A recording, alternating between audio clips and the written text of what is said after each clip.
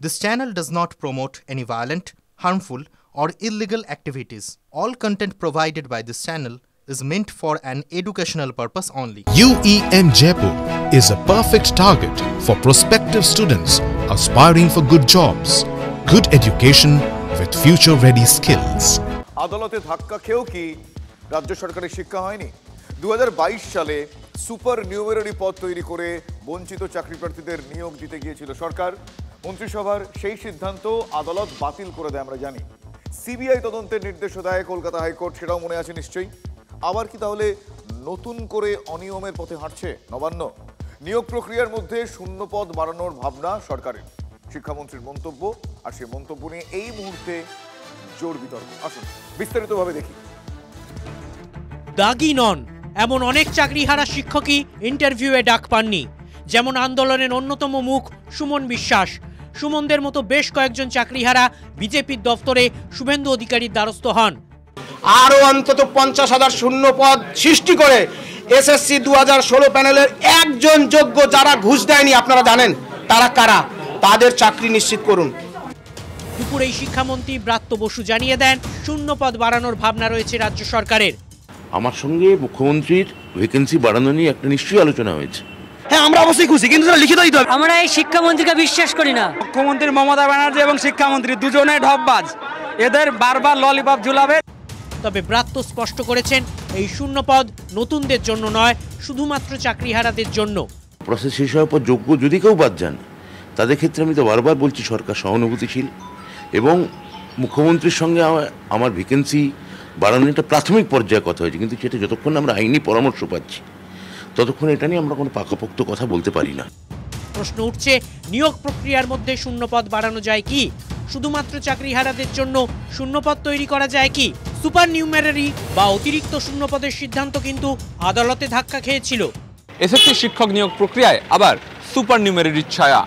অতিরিক্ত শূন্য পদ এবার নয়, তবে শূন্য পদ বাড়ছে এবং এটা নিয়ে নতুন করেও কিন্তু মামলার আশঙ্কা করছেন অনেকেই।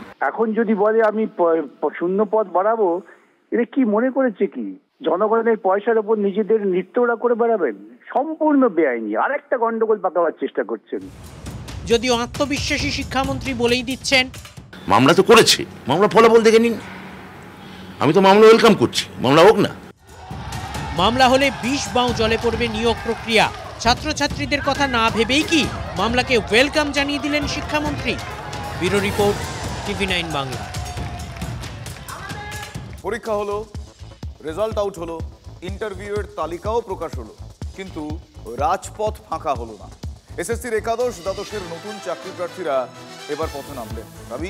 দাবি হচ্ছে অভিজ্ঞদের 10 নম্বর বাতিল করতে হবে। বিকাশ ভবন অভিযান চলল, দিন মাস বদলে গেলেও প্রথম দিনের আন্দোলন এবং ফলাফলের ছবিটা কিন্তু একই রয়ে গেল।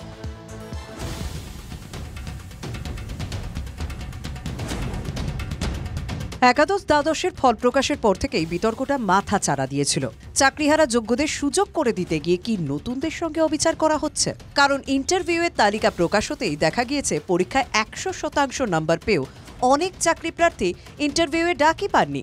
অভিজ্ঞতা 10 নম্বর ঝুলিতে নিয়ে তালিকায় জায়গা পেয়েছেন অভিজ্ঞ বা যোগ্য চাকরিহারারা।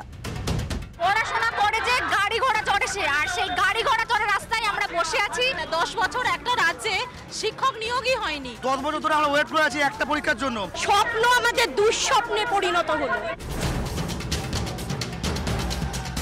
ফ্রেশাররা মূলত দুটো দাবি নিয়ে রাস্তায় নেমেছিলেন। শূন্য পদ বাড়াতে হবে, অভিজ্ঞতা 10 নম্বর বাতিল করতে হবে। শূন্য পদ বাড়ানোর কথা ইতিমধ্যেই হচ্ছে, তবে সেটা কোনো যোগ্য চাকরিহারার সুযোগ না পেলে। এই পুরো প্রসেস শেষ হওয়ার পর যোগ্য যদি কেউ বাদ যান, তাদের ক্ষেত্রে আমি তো বারবার বলছি সরকার সহানুভূতিশীল এবং মুখ্যমন্ত্রীর সঙ্গে আমার ভ্যাকেন্সি বাড়ানোর একটা প্রাথমিক পর্যায়ে কথা হয়েছে, কিন্তু সেটা যতক্ষণ আমরা আইনি পরামর্শ পাচ্ছি ততক্ষণ এটা নিয়ে আমরা কোনো পাকাপোক্ত কথা বলতে পারি না। আর অভিজ্ঞতা 10 নম্বর দেওয়া নিয়ে সুপ্রিম কোর্টে আগেই মামলা হয়েছে, কিন্তু সুপ্রিম কোর্ট এসএসসির সিদ্ধান্ত বাতিল করেনি। নতুন করে সুপ্রিম কোর্ট এবং হাইকোর্টে মামলা হয়েছে। ফ্রেশার্সরা 100% মার্কস পেয়েছে, রিটেনে 60-এ 60, একাডেমিক্সে 10-এ 10, তারপরেও তারা 70-তে 70 পেয়ে 100% নাম্বার পেয়েও তারা ইন্টারভিউ ডাক পায়নি। এন্ট্রি লেভেলে ফ্রেশার্সদের যদি ইকুয়াল অপরচুনিটি না দেওয়া হয় তাহলে তো তারা কোনোদিন চাকরি পাবে না। নতুন ইস্যু, তাই রাজনীতিও নতুন করে ডাল পালে মেলার সুযোগ পেয়ে গিয়েছে। নতুন ক্যান্ডিডেট যাদেরকে আপনি 10 নম্বর তারা শুরু থেকেই পিছিয়ে রয়েছে, তাদের পরীক্ষাটা আপনার আলাদা নেওয়া উচিত ছিল। আপনি বরাবরই তাই করেছেন।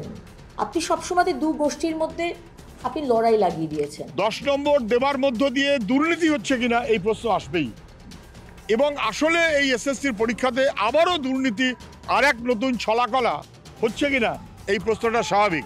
ইচ্ছাকৃতভাবে কিছু ছেলে মেয়েকে বিপথে চালিত করে ভুল পরামর্শ দিয়ে তাদের আবেগকে ভুল দিকে ব্যবহার করে চাকরিগুলো আটকাবার সব জটিলতা তৈরির চেষ্টা চলছে।